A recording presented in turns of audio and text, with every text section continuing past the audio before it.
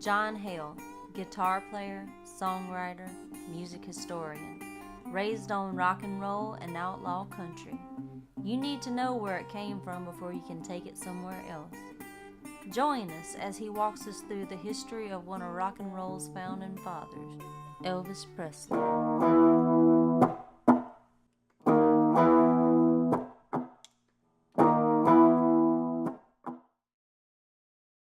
Elvis Presley was born in Tupelo, Mississippi in January 8, 1935. He moved to Memphis with his family in 1946. That's where he met Sam Phillips, and the rest is rock and roll history. And today we're going to talk about a few little known facts that a lot of folks don't know. He went into Sun Studios in Memphis to record a couple sides for his mother's birthday, and secretly hoping to get an audition with Sam Phillips. And he wasn't there, but he talked to the secretary and left his name and number and stuff, and was pretty persistent. And when they were looking for a singer for some studio tracks, she recommended him, and they called him back. And that's where he met, as far as I know, that's where he met Bill Black and Scotty Moore. And, you know, kind of the rest is history. That's where they formed their trio. The interesting fact about it is that he never meant to be a rock and roll singer. It wasn't even a thing back then. He wanted to be a crooner like Tony Curtis, which was one of his heroes. And the first couple of sides he cut was something like Harbor Lights. Good song, not a great Elvis song. Good song though. And Sam Phillips knew that wasn't the it factor that he had to do to push his label. And just out of just pure nerves, Elvis sat down with the guitar during a break and just kind of picked out and started singing "That's All Right, Mama," which is a Arthur Kudrup song. And the guys Bill and Scotty just joined in, and created basically, unless you count Rocket 88 by Ike Turner, basically the first rock and roll song, which I consider, July 1954, first rock and roll song ever. That's All Right, Mama. And it took them. The song was more popular than it should have been real early, and it sold really. They knew they had something, but they didn't have a B-side, and it took them a considerable amount of time to come up with Blue Moon of Kentucky. They didn't know what to do, and they were going to pick, the old cover, Blue Moon of Kentucky, which a lot of people considered blasphemous, because you're doing Blue Moon of Kentucky, but you're doing it in a blues way. You're not doing it the old traditional, and he did it like a jump style, and it was, but it also got him noticed. That was the hit on the B-side, so.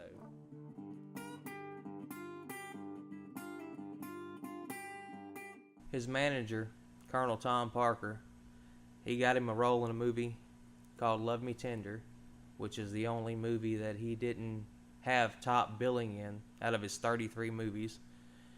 And it was wildly successful. And little known fact, it's one of only 2 movies that he died in. The only one that he died on screen in. And it set it off. It was they actually unveiled, they had this theater set up in the city in Memphis where there was this big question mark over a silhouette of a person, and they unveiled it when they unveiled the movie was going to be there, and it was of Elvis Presley, which everybody knew, but they unveiled it, and it was a big thing in the city, and it really launched his movie career, which was a very serious career early on. And a lot of people, because of the declining quality of the movies over time, forget how successful his initial movie run was.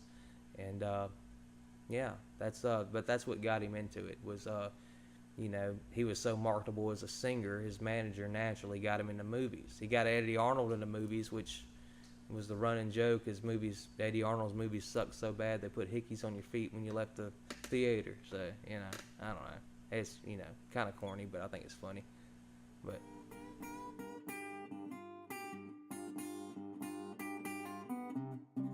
he got drafted in 1958. It was during the middle of the filming of his movie King Creole, and he he went over there, and it really cleaned up his image, because at the time everybody hated rock and roll. The establishment, the churches, everybody, they had to stop it. And he went over there, and it really cleaned up his image, because he went from being the rebel without a cause to being the all-American boy next door that served his country, and went over and, was doing his all-American duty. And it cleaned him up, and it kind of sanitized rock and roll, and not necessarily a bad way. It helped people, understand, maybe digest it a little better. But yeah, he went over in the middle of that, and he was scared that he'd be irrelevant, not being able to record for 2 years.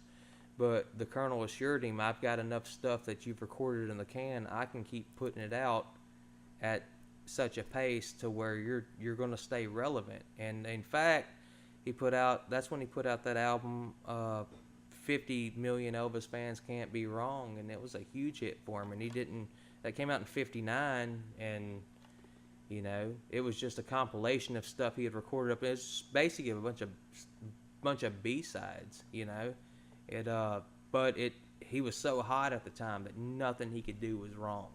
I mean, everything from a movie to a single was gonna sell 1 million copies. So, Interesting fact, he got stationed over in Germany when he got drafted. And that's where he met his future wife, Priscilla Presley. He married her in 1967.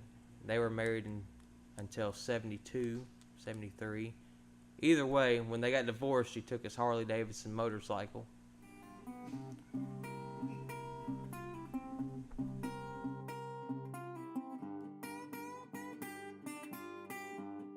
He came back from the service in 1960.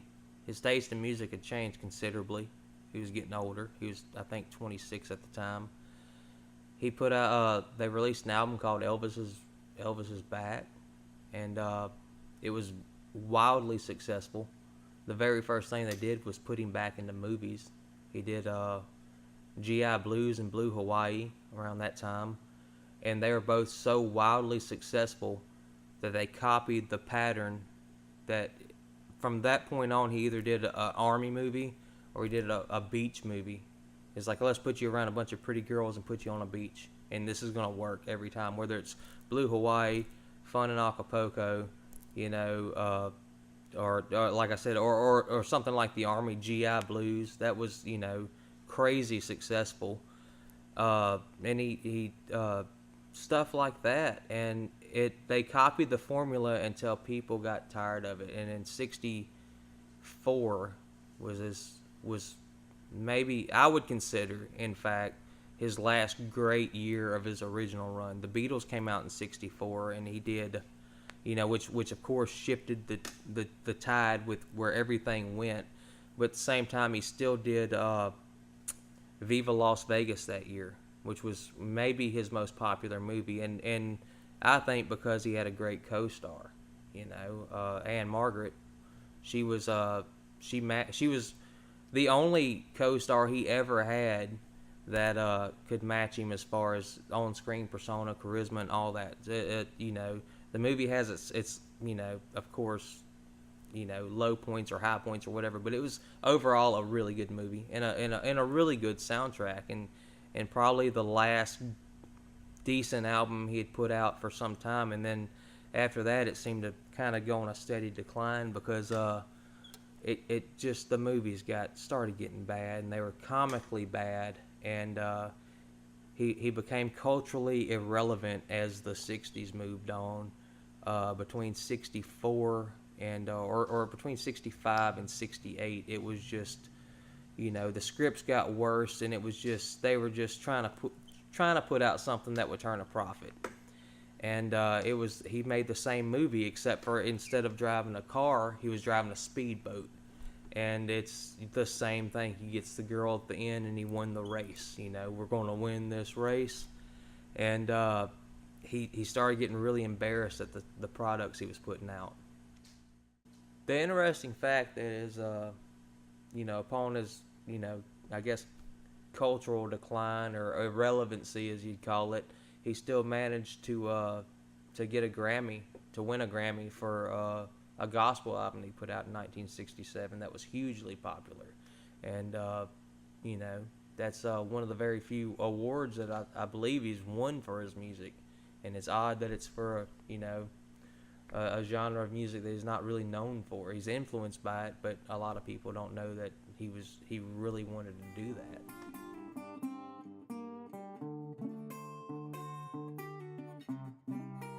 It's complicated because a lot of things led up to the British invasion. Between 1958 and 1960, that's where you hit your original decline in the first run of rock and roll music. Your original, kind of rockabilly, rock and roll style stuff. Between 1958 and 1960, Chuck Berry got busted and went to jail. Elvis got drafted. Eddie Cochran got killed in a car accident. Buddy Holly, the Big Bopper, and Ritchie Valens had their plane crash. Little Richard quit rock and roll music to pursue, a gospel career, or really he wanted to be a preacher. And all of those things, you got your top 5 or 6 rock stars that are now out of the picture, and that's all there was. And then all of a sudden, the record companies who are trying to market this music, they get Bobby V and Bobby this and Bobby that, and it's all this slick, sanitized music. At the same time, you got R&B coming up, and so the British kids, they were still buying John Lee Hooker records and Muddy Waters records, and they're starting to cover that and sell it back to the American kids as something new. And to me, that's where the British invasion came from. And then when the Beatles hit in '64, Elvis was in Hollywood. He he wasn't on the actual music. He's putting out these budget soundtracks. A dime a dozen, 4 a year. And the quality's starting to really decline. Pretty quick. And after. And of course, after like I said, the Beatles and the Stones and the Yardbirds and Cream and all those guys came over, music shifted, and he became a cultural dinosaur pretty quick. At the age of, 30, 32, 33, he had the 68 comeback special. He's 33 years old, and a lot of people, felt that he was out of touch, and he was so 10 years ago.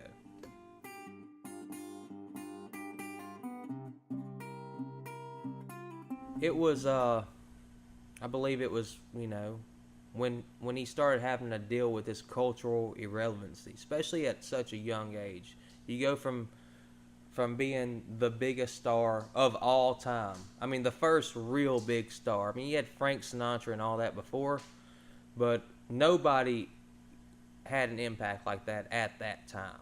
It was the first teen culture and all that, and now all of a sudden you can walk down Sunset Boulevard and nobody recognizes you, and having to deal with being irrelevant at 30 something years old, with having a career like you've had already, and you've got all this other shifting cultures around you. You got Dylan and the Dead, and you got Hendrix and the Beatles and the Stones that are putting out this great music, and you're stuck in purgatory doing clam bake, gonna have a clam bake, and you got to put out another album that sucks, and try to be cool because you were the original cool guy.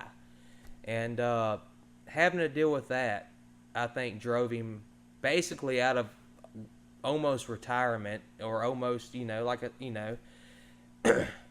he knew he had to do something big, and wasn't sure how he was going to do it, or what it had to be. But, he got together with NBC and did this special. The interesting fact is that it was originally supposed to be a Christmas special for Singer Sewing Machine, and it was a very out of touch idea even for the time. It was supposed to be like a Bing Crosby special, which was I guess popular for the day, but the guy that directed it was a guy named Steve Binder, who was a young guy. He was in his late 20s, and he wasn't particularly an Elvis fan. He was hip to the times, but he was like, man, this isn't what we got to do. But the Colonel Tom Parker, was insistent. I promised NBC we're going to have a Christmas special. And he seen Elvis, Scotty, and DJ Fontana. Bill had unfortunately passed on at the time, but they were all back in the back jamming, just casually, just acoustic guitars and beating drumsticks on a guitar case. And he said, "This is what I've got to capture. This is this is you. This is cool. This is what people want to see." And he had to convince him of that. And he knew he could package it right. And in fact, they still play Blue Christmas because they actually had to play one Christmas song for the set, and it was Blue Christmas, and actually it was a really good cut from that concert. That's one of the best versions of Blue Christmas there is.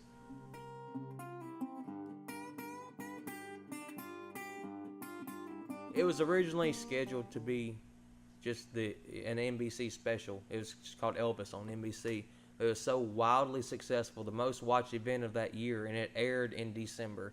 It was filmed in July, aired in December. Most watched thing of that year. And he showed up, he trained for it like a fighter. He dropped weight, because he kind of got thick. He was, actually so chubby that he filmed a beach scene in Clambake where he wore a t-shirt when he was, he was water skiing. And he dropped like 30 pounds, and he trained for it like a fighter, and he knew he had to look great. He knew he had to be cool, and he basically reminded everybody, he put on his black suit, and he looked great. He's, early 30s, and he reminded everybody of how cool he actually was. And it really brought him back to the public light, and he vowed from then on not to sing a song that he didn't believe in. And he went from there, and he picked up the Colonel got him a stint in Vegas. And he was very nervous because he bombed in Vegas in '57. He was booked actually as a comedy act. He was opening with comedy acts and stuff in '57, and they looked at him kind of like you would look at Justin Bieber or somebody today. It's like, oh God, that back then. And he went back in '69 and just tore the joint down and just put on the greatest rock show on earth. And that was the beginning of the new beginning for him. He started making great records again. It's an album that came out in '69. It's probably my favorite Elvis record. It's called From Elvis in Memphis. And it's a double album, and it's just the best. I feel like he got his adult voice. Like he sounded like probably the best he'd ever sounded. In the Ghetto's on there, for instance, or he did a bunch of country covers. He did just everything, and it was a great comeback, and it carried him. He started performing in Vegas. I guess the interesting fact, Elvis never toured outside of the United States. A lot of people, I don't guess, think about it, but if you think, you never see an Elvis live record from Japan, or nowhere like that, He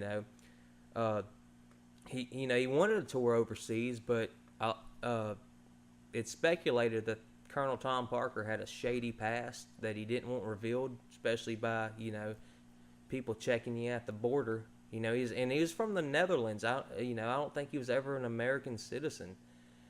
And so he never wanted to leave the country, and he convinced Elvis not to. By '73, he started gaining weight again. He started burning himself out. So the Colonel, knowing how the type of guy Elvis was, he had to set something bigger. He had to give him something to shoot for, which was, a global concert, the first global concert ever.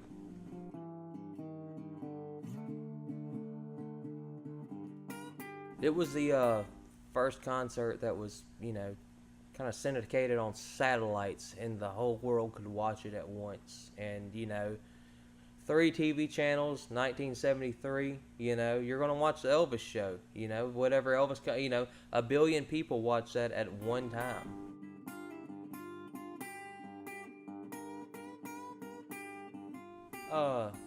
Definitely probably the most important ever. I don't know. To me, he is definitely on the Mount Rushmore of top 4 or whatever. I mean, he was the first, pretty much. I mean, he was the first rock star. He invented, teen culture was invented around him.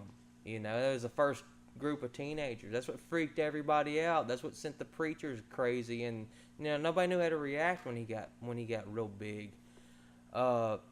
I mean, he was a movie star. He was a rock star, and he was even the little things like he was the first guy to have an entourage around him, the Memphis Mafia, and he's got an entourage of guys that are just I don't know, they bust up in a place and you can tell that's Elvis and the gang, and that's just, I mean, a lot of I don't know, just I can't describe it, but very important, probably the most important. He was everybody's inspiration as far as the first 20 years of rock music went, and I just hope his influence don't fade. Elvis Presley, king of rock and roll. By taking inspiration from gospel music and combining it with the Memphis blues, he became an icon and cemented himself into rock and roll history.